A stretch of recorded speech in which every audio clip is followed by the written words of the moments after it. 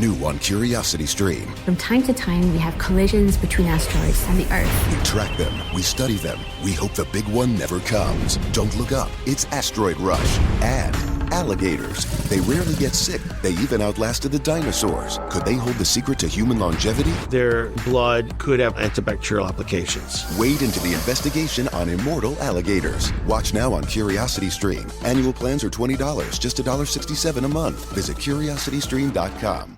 What's up? It's your boy, the Ted Smith. Thanks for listening to the Men's Room Daily Podcast. Want more? Check out the greatest podcast in all the land, The Podcast. Be sure to subscribe and listen to a brand new episode every Tuesday night. 99.9 KISW. We return to the Men's Room with Miles and Thrill. Got those tickets to Def Leppard and Motley Crue coming up. We'll give you the code word at 4:20. Secret word. You forgot Poison and Joan Jett. Woo! Poison's in that too? Yes. Oh my God. Just saw an ad for it. But wait, there's more. Unskinny Bop, all the hits. God almighty. All your favorites. Yeah, I hate that band. I do. What do you think, man? What do they get about, would you guess, an hour and 15 on stage, depending on... Who's a headliner? Well, there's 4 bands. So, I mean, how do they do that? I'm going to guess Joan Jett, I'm guessing, probably about 40 minutes. Okay. If she's opening. Poison, I hate them, but people like them. They might get a full hour 15. And it might be entertaining. I saw Poison many, many years ago. Oh, did you? I do not remember the show being horrible. I just remembered it was okay. Listen, I don't think that Poison will put on a bad show. I've said this with Taylor Swift. People go, man, she puts on a great show. Like, they're professional entertainers. I don't doubt that they'll go up and put on a great show. My problem with Poison is that they're playing their own music. Like, if Poison went up and said, tonight we're covering Tool, I'd be like, I'm in. You know what I mean? It was like Slaughter, that's fine. Poison, like Mr. Big, maybe, or somebody like that. All the monsters. Oh, man, it was just one of those shows where you just, Winger. Hairspray and butts. Oh, yeah, that was good times. So we'll give you the secret word to go see Def Leppard, Motley Crue, Poison, and Joan Jett coming up at 4:20, by the way.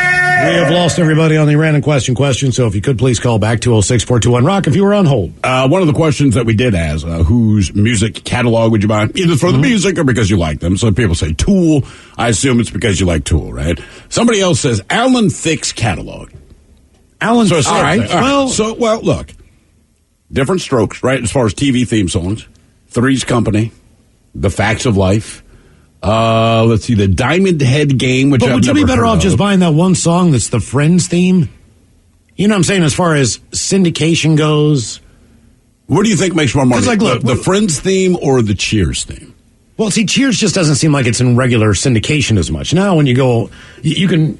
It just seems like Friends was always kind of available before whenever... Well, Friends also, that was a real song that they used. Right. Whereas, like, the Cheers theme is literally like the theme from the show. But what are they using it for now? There's some TV commercial. I cannot remember the product that they are slinging, but they used the Cheers theme. Oh, man. I wish I could remember, you're exactly right. Because it's come back in 2022. Is it Applebee's or, like, Red Robin or something like that? That would make sense. Yeah. That would make sense. Yeah, you might not get a lot for Alan Thicke because it's all everything he wrote was he co-wrote the Jeopardy theme song. So that's got to make a little money, right? Because that bad boy's been in rotation for like 35, 40 frickin' years. Yeah, different strokes. Thick of the Night. Oh, that's right. Didn't he have was that his talk show? Something like that. And if you don't know who Alan Thicke is father of Robin Thicke. Correct. And what was the show that Alan Thicke was on? Was he Mr. Sievers? He was on... With Kirk Cameron? Oh, I forget. Was that Growing Pains? Right, because I watched that. Maybe. What's that Growing Pains? Can't think of the name. But yeah, he played the father on one of those anyway. That's how it is. Wow, Ted, you're on the money here. Jeez, Liz. So I just looked to see what the richest songs of all time are. Okay. First thing it says is, if you're interested in making a lot of money off songwriting, remember these 3 tricks. Number 1, write a Christmas song. Yeah, you are absolutely Number correct. 2, write a timeless love song. Number 3, get your song featured in a movie. Okay? So number 10 is Mel Torme, The Christmas Song. Estimated earnings, $19 million. Which one is the Christmas Because song? he wrote that. Yes. But which one is it as far as... It's the one people constantly screw up and call Michael Chestnuts. Bublé, Tony Okay, Bennett, all right. Garth It's called Brooks, the Christmas song. I did not know that. Bob Dylan, Frank Sinatra, In Sync have all covered the song. So you're going to make a lot of money from just the number of people who've covered it. Number 9 is Oh Pretty Woman from Roy Orbison. Estimated to be about $20 million earned. Sting and Every Breath You Take, estimated earnings $20.5 million. Santa Claus is Coming to Town, $25 million. Damn. Benny King, Stand By Me, estimated earnings $27 million. I can believe that. And Unchained Melody, $27 million. Yesterday from Lennon and McCartney, $30 million. You've Lost That Love and Feeling, estimated earnings $32 million from that one song. Why is that funny? Mm-hmm. Thanks, Top Gun. Number 2, White Christmas, estimated earnings $36 million. And the number one thing, the number one song, I knew it'd be something just out there. Hold on, let me guess. Is this from a band? Is it related to a show? All it says is the Hill Sisters. They wrote this in 1893. Is it Happy Birthday? It is Happy Birthday. Wow. Okay. Happy birthday. Damn. If you just got a hold of Happy Birthday. That's insane. You know what we need to do? We need to write a Christmas song. Because you realize that, like, all you got to do is write it. And then everyone, because no one ever does a new Christmas song, right? Well, there's only one birthday song. I think the market's more open for birthday. But that's the thing you got to remember. People do new Christmas songs all the time. Do they? They just nobody likes them. Are they? So that's why you hear, like, if you hear, like, a Bublé guy, like, he'll throw in some originals. But, like, for him, he's like, I'll just cover the classics. But, yeah, trust me, everybody's always trying to get the next one. Mariah Carey, to me, is just, like, the one person in the last few years. Well, it's 30 years ago, though, wasn't it? 25 years ago, I bet. Probably. The thing about a Christmas song, though, is, like, you can write a Christmas song or a song about Christmas, but Christmas, and I don't like Christmas music, but Christmas music has this universal feel to it. Mm-hmm. Yeah. Like, you could write a really cool song called a Christmas song, like, but it doesn't feel like a Christmas song because it doesn't necessarily suck. It's not something, like you said, Bublé. If Bublé can't sing it and make it sound reasonable, it's not a good Christmas song. No, it's not. Random. Hello, George. Welcome to the men's room. Hola. George, welcome to the program. Random question. Let's go with this one. In a pinch, George, what is your party trick or what is the most useless talent that you have?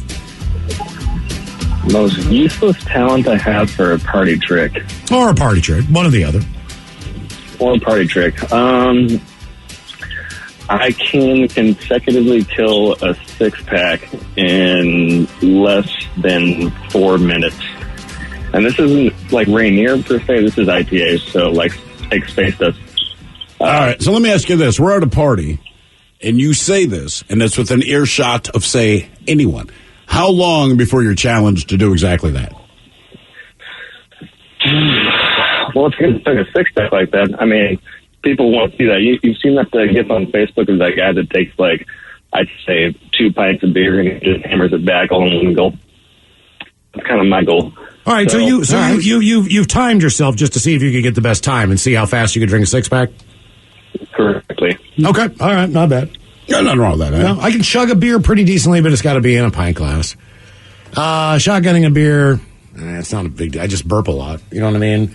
Used to be able to do beer bongs real well, but then again, all you're doing is opening up their throat pretty much. And You're great at that. You'll let it go down. Yes. I used to stuff quarters in my nose and I'd make money doing it. I can spin a basketball on my finger for over 2 minutes. Really? Oh, yeah. All right, see, that's a good one. Yeah, see, that one, boom, all right, boom, you're like, boom, cool. Boom, boom. Because as a kid, you know what I mean? Like, I was like, all right, well, I'm not really a great basketball player, but I can do this.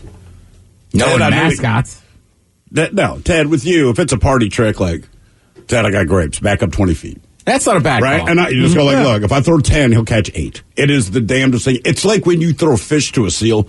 Rarely do they watch it hit the water and go, like, well, that seal will come up and get it. That is Ted. Yeah. You throw a grape, 20 feet, Ted, and you always have your arms spread out. I love it. That's the way you got to do it. There's a stance you've got, slightly bent at the knees, arms out of the side, chin up. You throw this grape, man, and Ted catches. Mm-hmm. It is the damnedest thing. Reese Mass in a pinch. What is your party trigger? What is the most useless talent that you have? A teenager in Nova Scotia combined 2 of his favorite hobbies and set a Guinness World Record in the process. How? By solving a whopping 211 Rubik's Cubes, all while bouncing on a pogo stick. 16-year-old Saul Hafting, who was bored, successfully spent an hour and 12 minutes solving the 211 Rubik's Cubes while bouncing on his pogo stick.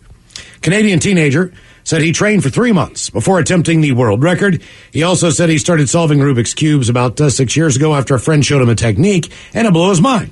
Moral of the story here is, if you aren't good at anything already, pick a hobby, become the best at it, and practice until you can crush a world record. Yeah, I honestly can't do either. I cannot solve a Rubik's Cube. I've never been able to. And I cannot bounce on a pogo stick. More than maybe 3 bounces before it hits to that angle. Yeah. Now, I believe that Gregor, on the end in the morning, now he's got a couple sitting right on his desk back there now. I don't know what his time is or what his record is, but I know that, like, that is something that he can do really ridiculously quick. But what makes him annoying is his... Is he? Yeah. The Rubik's Cube, it's 3x3, right? Well, he got tired of that. You walk by his desk now, then there's a 4x4. Not kidding. Then maybe 3 years ago, he had a 5x5. Right? And I'm like, come on. Do you remember the pyramid game that was like that, too, when we were kids? That one was easy. I could do that one and the links one. Right. Because you did not have to be... That was like for dumb kids. And I did quite well with the pyramid. Rubik's Cube, there was no chance. Random. Hello, Jay. Welcome to the men's room. What's up, guys? Hola! Jay, welcome to the program. Random question. This should be a simple one. Jay, do you enjoy delicious barbecue? Oh, yeah. Okay. Now we got to get specific here on barbecue. How do you like your barbecue? What do you like? Ribs? Do you like a brisket? Mostly I like barbecue ribs. Get it nice and smoky. So you like your smoke? Do you like a sauce on top? Not really, just bare seasoning, salt, pepper. All right. No, don't take it. That means the person you're getting ribs from does them well, or you do well with ribs. Okay. What about your sides? That's usually like coleslaw or baked beans. I like both of those, and I also like a piece of cornbread if I can get it. If I get like a little corn muffin, that's always a good one. I'd rather have corn on the cob. I don't know why. That's not a bad If I mean ribs, there's just something delicious about that combo. Okay. All right. That's a tough question. Depends on where I'm at.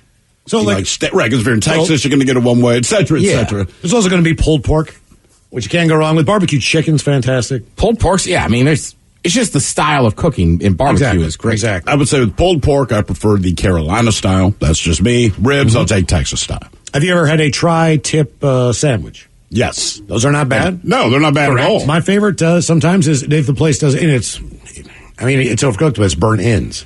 If you can get an order of really good burnt ends. Everybody likes the burnt ends. It'll be a little too crunchy, but for the most part, that is a winner. That's like what I'm picking at. Yeah. You know what I mean? When I'm actually barbecuing. It didn't say the place you go, like that is a menu item.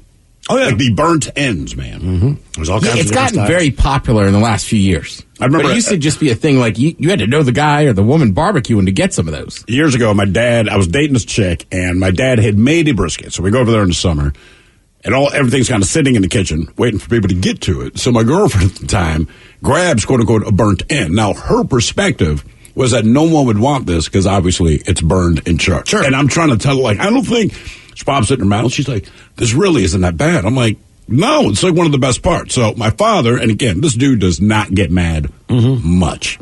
But he walks into the kitchen, looks at the cutting board, and he sees one of the 2 burnt ends is gone. He assumed I did it. And look, I grew up with a man. I know better than to cross him on the burnt end of a brisket. So he's about to launch into it, and I just pointed quietly. So again, my father being a man of few words, he told her, he just said, hey, in the future, do not grab the burnt end. But like he's staring at her when he's saying, don't do that. He seems serious. I said he was. Do not eat the burnt ends. Reese Mass, you enjoy barbecue. A 36-year-old man in Houston named Andre Thomas, he went to Dickey's Barbecue Pit for a little bit of takeout action. Sure. He left, but then realized they shorted him on barbecue sauce. So he called to complain. And the workers, they tried to resolve the issue, but Andre was not happy. So he went back and threatened the employees and said that he was going to shoot up the place because they didn't give enough barbecue sauce. So Andre goes back to his car. He waited around until the place closed and the employees were leaving. He followed them, and then he fired shots into their cars. One worker was hit. One shot actually broke their arm. Fortunately, it sounds like they'll be okay, but nobody else was hit. Andre was arrested and is facing 2 charges of aggravated assault with a deadly weapon and burglary of habitation. He was a felon who was out on bond, so he'll be held in jail at least until his next hearing sometime in April. All because of just not enough barbecue sauce. I mean, I get it, man. And look, barbecue sauce is delicious, but you can't hurt people because that's all. That's the rule. I tell you, oh, God, this is going to sound... It's not standard, but if you ever find a place that does barbecue that also offers hush puppies... Mm-hmm. Oh, God, yeah. Get an order of hush puppies. Those are one of those underrated sides, I think, in all of the barbecue universe. You know why? Because hush puppies, for a lot of us anyway, they were introduced to us. If If you went to a restaurant, somewhere like Long John Silver. Right. And when you have it at a barbecue place, you're like, okay, this is where Hush Puppy should be. And they're not, they do have them out here with jalapenos. Sure. But if you get just a standard Hush Puppy without jalapenos. Well, if you're not in the South, generally, most people have no idea what the hell a Hush Puppy is. That's a good point. Mm-hmm. Yeah. By the way, Miles, just so you know, you can get burnt ends at Costco in a tray. Have you seen those yet? No. Oh, every time I'm in Costco, I'm like, I should just buy them. So how long, if you bought them, how long would they? What do you put them in the oven? Not in your sit house. there? Right, you can buy barbecue that's already kind of done. You just warm it up in the oven. That's what this is. But it's Costco, so it's a massive package of them. Well, I say this because our boy VD, who goes to Costco, who supplied us with our trail mix today, right? So he told me about the trail mix. I'm like, shut up about it. Just buy some, bring it in. Next time he goes to Costco, I'm going to put in a request for the burnt ends. I think it's like 3 trays of them, though. It's a lot. Is it? That's what's correct. That's why I've had it in my hand probably 5 times. Okay. But I never buy it because it's like. It's just too much. Right. I mean, that's the only bad side with Costco sometimes. Right. Like, for one person, you're like, this is a lot of stuff. Well. And I don't need to spend 3 days eating only burnt ends. Okay. But it brings an end. There's 4 of us on the show. You think the 4 of us make a decent dent, or is it still just too much? No, I think you'd still make a good dent in it, but you're going to take some home. Going on a little bit. Okay. Random. Buy them anyway, VD. Hello, Raymond. Welcome to the men's room. Hola. All right, Raymond. Oh, we're doing great, bro. Let's go with this one. When did you think to yourself, there is no way that I could be a part of this family?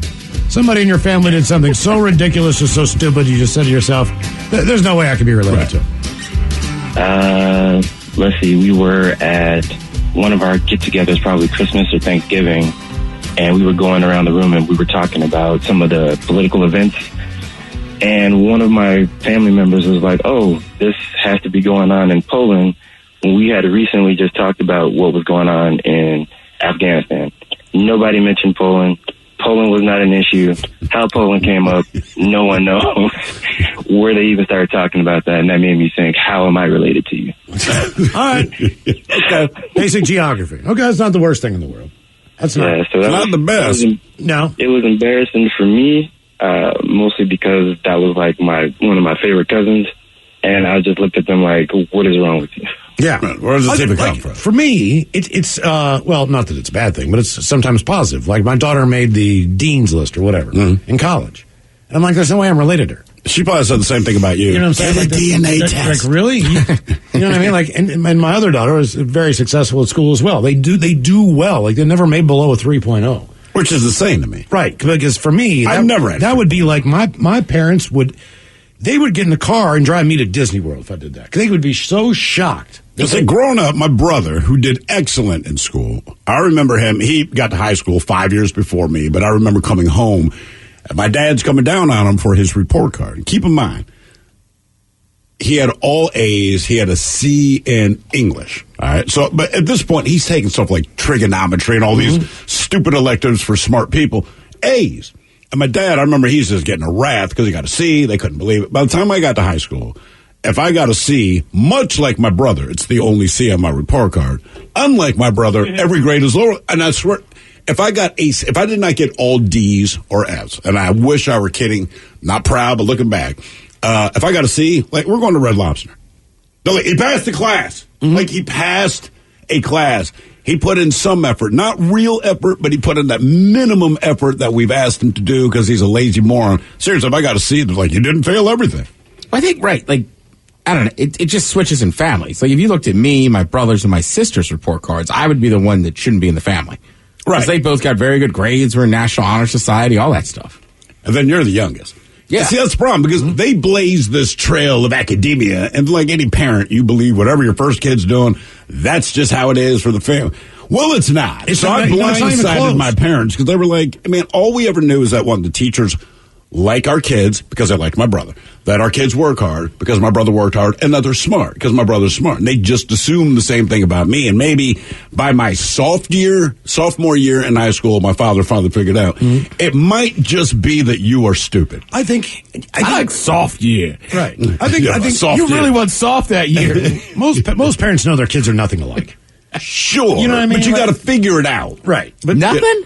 Well, maybe some. My brother are a lot alike. I'm just saying, when it comes to, I think when it comes to school and grades, like, I just don't know if that's a super family thing. Well, he did well in school, didn't he? Your older brother?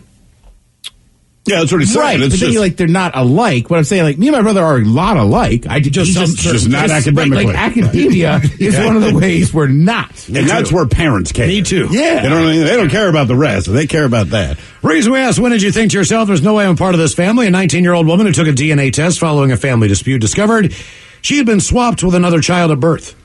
The woman from Spain is now seeking about $2.4 million in damages over the gross negligence at the hands of regional health officials. Health department in a town in northern Spain branded the blunder a one-off human error, then failed to disclose more details. According to local reports, the department is only willing to offer a maximum compensation of about 215,000 euros to the woman. Girl grew up in a dysfunctional family and was mostly raised by someone she believed to be her grandmother. Well, the error came to light in 2017 because her father, he demanded a paternity test during a child support dispute because he never thought that she was his. That confirmed that she was unrelated to the family that she grew up with. The woman was born in a hospital 5 hours after another baby girl.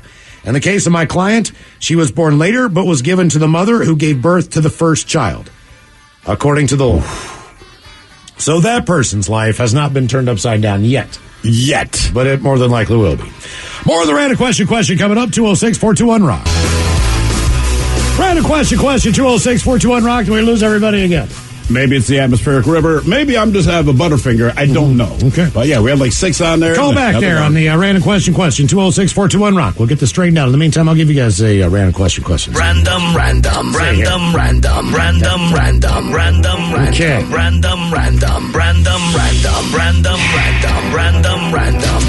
Tough one. All right. What was your worst case of food poisoning? What was your worst case of food poisoning?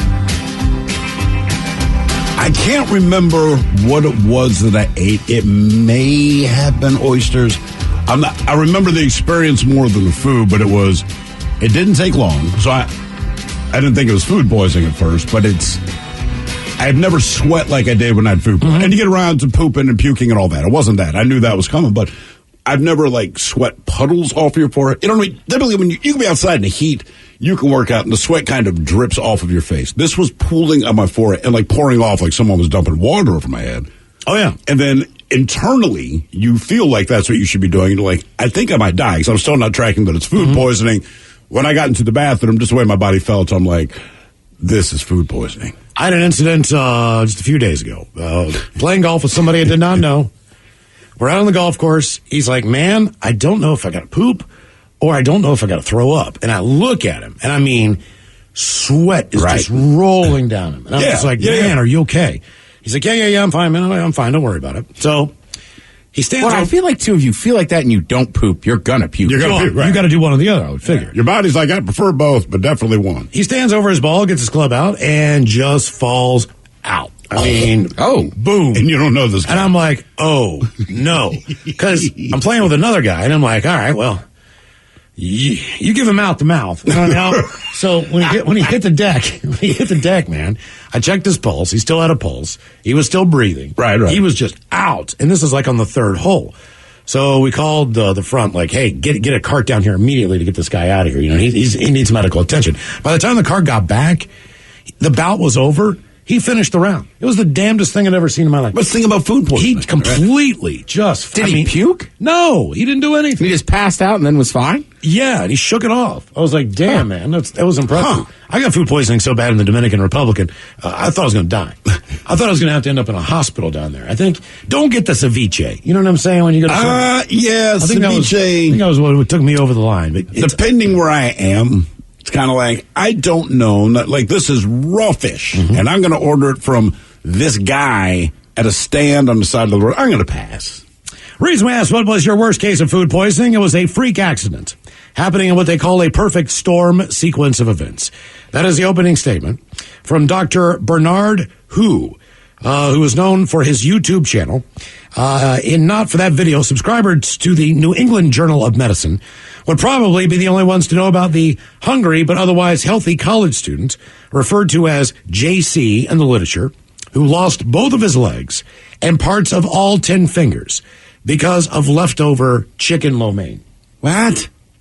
19-year-old was a patient presented at the Massachusetts General Hospital back in 2020. Host of symptoms, including such pleasantries as intense yellow-green vomit, chills, general weakness, chest pain, shortness of breath, neck stiffness, blurred vision, disturbingly low blood pressure, and unexplained rashes and bruising. Jesus. It turns out that basically he got some kind of a bug, and I still to this day I cannot pronounce this. Meningococcal? He did not get his meningococcal vaccine? It's a meningococcal. I only know this because I hear it on TV every once in a while. But it is not meningococcal. Because his roommate got the same booster when he was a kid. The organs slowly started to regain functioning. But otherwise, he'll be dealing with some lifelong consequences. Wait, is it pneumococcal? No, not pneumococcal. Damn it, I can't. Right. Whatever it is, it's just... So wait a minute. So it wasn't the lo mein itself, but some kind of bug in the lo mein? Apparently so. And wait, hold on. So... and his roommate ate the leftovers both of his legs and all parts of all 10 digits on his hands. Oh my God, man. Yeah, so he does not have a complete finger or thumb. So there's parts that are missing on each and every one of his hands. I mean, like, I like lo mein. I love lo mein. This is a horrible story. Unless it's too dry. Sometimes it's too dry. I can't remember the last time I had it. It needs to be covered in oil, folks. Something. Yeah, I mean, I need a lot more oil, I think. You think this guy woke up to this? Like, you wake up in the hospital and they say, listen, before you freak out, as your doctor, it was just food poisoning. Oh, thank God. Okay, I'm not done. As a result of your food poisoning, we had to amputate both of your legs. Wait, we're not done. And part of all 10 fingers. Correct. I'm not eating lo mein. That's what food poisoning is so bad about, though. What do you mean? Because it's like, you don't feel like... What is called poisoning? I know, but you feel like you're saying about that guy golfing, right? Yeah. Like he's like, oh my God, something is wrong. Right. Passes out. Then he's fine for the next 3 hours. Right. He is. And it's the only thing I can ever remember when you have that. It's like, you're fine, and then there's like, for 3.5 minutes in an hour, you're like sweating bullets. And thank God he took a hit. Going out of both ends. And thank God he fell on grass. Yeah, no kidding. His head hit the ground and everything else. You know what I mean? Like when I saw it, I was like, man, if this would have been on concrete, if this would have been in a bathroom, you know the places, man. This does not end the same. Yeah. He opens up his head. Damn. Hello, Steve. Welcome to the men's room. Hola. Hola. Steve, welcome to the program. Random question. All right, this should be an easy one for you. What were you blamed for, Steve? Maybe you did do it, maybe you didn't do it, but who blamed you and for what? Oh, my God. That is a good random question. When I was younger, a lot younger, there was a neighbor, and he had this beautiful camper special Ford 65 Ford truck, and it was just beautiful. And my neighbor had done something to me. I don't even remember. Come on. Once again, bedroom colors. He's reliving the moment. You can't say on the radio. Sucker, mother, and please keep those words in mind when calling. Now back to the program. So sorry. That's all right. Sorry, man. Sorry. Yeah. Oh, geez, I had something in my eye. So anyway, I told him I was going to steal the hubcaps off this truck, which was his father's pride and joy.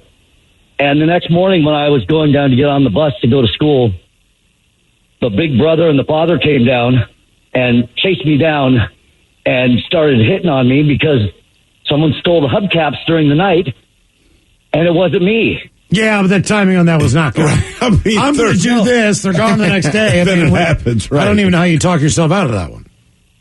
I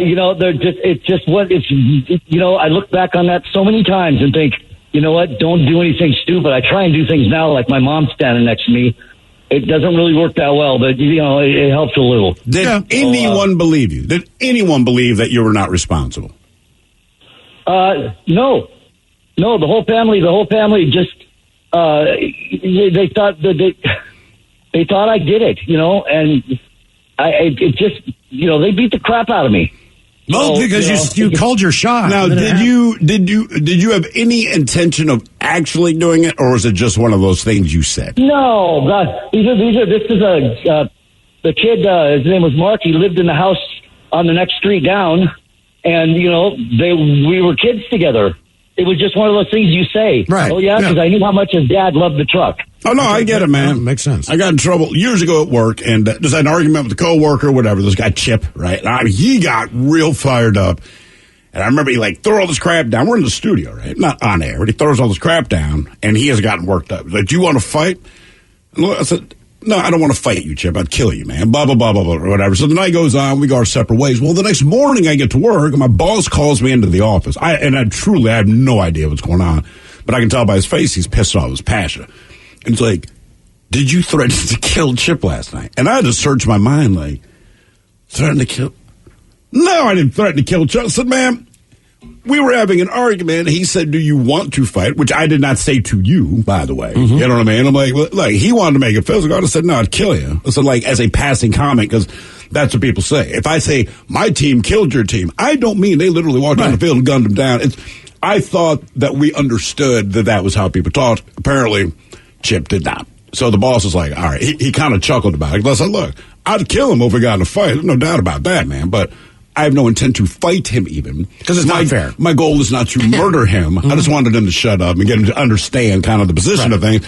So the boss goes, "All right, well, look, I'll kind of let it go. I understand what you're saying, but you have to write a letter of apology." "Apologize for what?" And it's like, "Look, he's really upset about this." I'm like, oh, my God. So I wrote, "Chip, I am very, very sorry that you're a P." All right? Now, no, I did. I gave it to Chip. Well, turns out I had to write another one. Passion kind of smiled, but he's like, "That's not the apology I was looking for." And you know it. I said, "Okay, well, my sincere apology is the one I wrote, but if you want me to write him an insincere one, then I can do that too." And then all was forgiven. Sure. Reese, we asked, what were you blamed for? We remember Hank the Tank from last week. Oh, the bear. Yeah. Oh, yeah, legend. Hey, bear. Bad. Who was being blamed for breaking into dozens of homes across the town. Silly me. The Lake Tahoe area. Guess what? He may be innocent. The 500-pound brown bear was blamed for another break-in last Friday morning. However, California Department of Fish and Wildlife officials say they collected DNA evidence from the scene and found that a female bear was actually the culprit. It's that bitch Sheila. Well, the discovery prompted officials to go back through DNA evidence over the last 7 months. What they found was that there were 3 other bears, 2 males and 1 female, responsible for damaging more than 30 properties that were originally solely blamed on Hank the Tank. I'm a nice bear. I've been telling you that. He may not even be responsible for any of the break-ins over the last 7 months, according to officials. Really? Yes. Oh. Yeah. Uh-huh. Well, because of that, Hank no longer has a death sentence hanging over him, and he is no longer going to have his freedom taken away from him by sending him off to a sanctuary. We fully support this decision and are grateful for the investigation into the truth that was taken seriously by the experts. Hank's notoriety, by the way, We don't need to do that with people. garnered him international recognition with his story and his possible plight, due to there being a lot of animal lovers and everything else. So they were trying to figure out all kinds of ways to do something humanely with Hank the Tank. Turns out he didn't do any of this. So Hank the Tank, right, he'll eat your trash, but he's not destroying your property. Right. So I bet Sheila and her 2 buddies. 30 break-ins, they said it was Hank the Tank. None of them. Random. Pinning it on Hank. People should be so lucky. Some of his points just says it's him. That's it. Yep. Hello, Michelle. Welcome to the men's room. Hola! All right, Michelle. Let's see here. Why don't we go with this one? What did you miss because you were in the bathroom? Ooh, all right. Let's see. So, there was this one time we had like a stick of dynamite, right? My parents got. Come from like a fun white trash background. You said a stick of dynamite. I did hear that correctly. Yes. Okay. Yes. It was like a half stick. But we put it, apparently they put it under a bucket and they were like waiting, they didn't wait for me while I was in the bathroom because, obviously stick of dynamite. So they put a bucket over it. We lit it off. This is in the middle of Auburn, right? Hey, Once again, Jesus, Emperor people. Colors, here are the 7 words you can't say on the radio. Golly. Sucker, mother, and please keep those words in mind when calling. Now back to the program. Okay, can't say that one. My bad. So there's pieces of buckets everywhere. The cops ended up coming. Everybody was wasted, so we were just like, nope, I don't know what you're talking about. Don't know where this big hole came from, So, Okay. good time. All right. Fair That's enough. not things to expect. No, me neither. My parents blowing up a stick of dynamite. Do you know what I think? Yeah, that seems insane. You even had one. You know what I think is the best answer I can give you on this one? In all honesty, what I miss, anytime I go to a Sounders match, all right? If they're down 1-0 or whatever the deal is, I think to myself, I need to go to the bathroom because I know for a fact that when I'm in there, the crowd will go. I mean, I swear to you, it seems like 50% of the time that they score, I'm in the bathroom. And it's only 90. You know what I mean? It's only 90. Yeah. But it just seems like every time I get up, I miss the action at the Sounders. My wife's the For same whatever way, reason. but she won't go to the bathroom as the action's going on, specifically Sounders, right? But we're at the 44:30 break. She's like, "Look, I'm going to try to get in line just 30 seconds before anybody else, right? Because you're going to break at 45, or if there's 3 minutes extra time, then she'll go at 45. But I mean, it's not when she gets to the bathroom; it's when she gets to the stairs and turns her back to the field." So a couple of people in our section started figuring this out, and I carried like 2 seasons ago. The game's getting close, and everyone's telling her like, "Go buy beer, go to the bathroom, just leave." And I swear to God, she did, and we scored by the time she got to the top of the stairs. The reason we asked, what did you miss? Because you were in the bathroom. There was an awkward moment at the SAG Award show last night when Michael Keaton won, but he was not in the room. Keaton scored the award for male actor in a television movie or limited series for his role in Dope Sick. After announcing his name, presenter Selma Hayek was left just looking around. After several seconds, Hayek started getting self-conscious. "Are you kidding me? I have stage fright," she said. "Come on, Michael. Come on. Michael, hello." That's when Keaton came running onto the stage and didn't even bother with the stairs. Apparently, he just rolled up onto it. He had a really good reason for showing up late. "Thank you very much," he said, taking the award from Hayek. "Sorry, quick trip to the men's room. It was packed in there, by the way." Keaton went on to give an emotional speech, and he dedicated the award to his nephew who died of a drug overdose, and that was the subject of... I mean, I do understand you might have to go to the bathroom, but I think it speaks to his modesty, all right? Because if I've been nominated for something, whatever it might be, as they're going through, this is the roll-up, like, I would hold it for that. It's not because I assume I'm going to win, but just in case, if I do win, I can show up and tell people, hey, there's a lot of people I want to say thank you to, but honestly, God, I got to pee. I'm out. Or, but like if I know this is my category, that's the one time I'm not going to. Right, exactly. Random. Hello, Defimba. Welcome to the men's room. Hi, guys. Hola. Hey. Hola. What do we got? Your bear voices crack me up. Let's see. I wasn't responsible for any of it. It's really close to Nick Cage. It's not that far off. It's like a fat Nick Cage. And Napoleon Dynamite. Yeah. All right, let's give you this random question. How much, if you can remember, how much did the Tooth Fairy give you when you lost a tooth growing up? Oh, I'm 34, so I got like a quarter apiece. You got a quarter? Yeah. Okay. Yeah. The older you are, it seems like the less money you got. Seems like at first I got a quarter, like this is, we're going to start low and see if you complain. Mm-hmm. Then I think by the time I lost my last tooth, I got $1. I'd give my kids crypto. Well, the fun part about it is the first tooth I lost, I actually had to get pulled out. Does the Tooth Fairy give you money for that? I don't know if they accept that. Well, the fun part about it is I was sitting at the dentist's office, and he pulls it out, the bottom middle tooth on the left side. And it pops out, and it flies out of the pliers, across the room, hits the window, and falls down the air register. That's good times. So, I didn't even have the tooth to put under my bed. I had to write a note to the Tooth Fairy explaining where my tooth was so I could get my quarter. Well, not that you have overall control over your teeth, but to some degree you do. So in my mind, like, let's say you weren't brushing enough, or you weren't taking care of your teeth in general.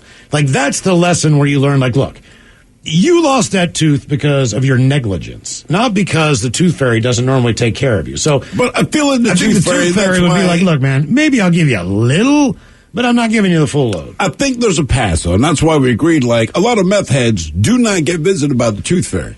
It's only baby teeth. Yeah. When you lose adult teeth, that's what I always Tooth Fairy's like, that's on you, homie. Yeah, I'm not giving you money because you lost your teeth. I mean, otherwise, people in England would be rich. Yeah, plus there'd be so many Tooth Fairies at all the hockey matches, from people getting in fights, my pucks to the uncle mouth. would have It's got to be a baby tooth. Right. My uncle would have retired by 40. He was a drunk uncle, but like if you got money for each tooth lost, like of the 3 he had left in his mouth, like he made bank. So the story goes, still waiting on that cost of living raise to help with inflation. Well, it looks like the kids already got one. An annual poll found the Tooth Fairy is now paying more than how much per tooth for the first time ever. More than Probably $5. getting a 5-spotter. They're getting a 5. It's exactly what they're getting. The average this year is $5.36 compared to $4.70 in 2021, which was also a record.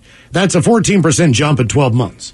So the tooth, it's getting a lot more valuable, so to speak. I think the Tooth Fairy's getting lazy and not making change at the local 7-Eleven. Unfortunately for us, kids in the Northeast are getting the most at a whopping $7.36 per tooth. Hey, the fairy better hook me up. South is next, $5.77. Then the Midwest at $4.27. Out here on the West Coast, we're only giving our kids $4.08 per tooth. But either way, much more than we got when we were growing up. Hell yeah. So to come, your guess is as good as mine. Our categories today, we've got the 10 most beautiful states in the United States and the most dangerous sports. You are listening to The Men's Room.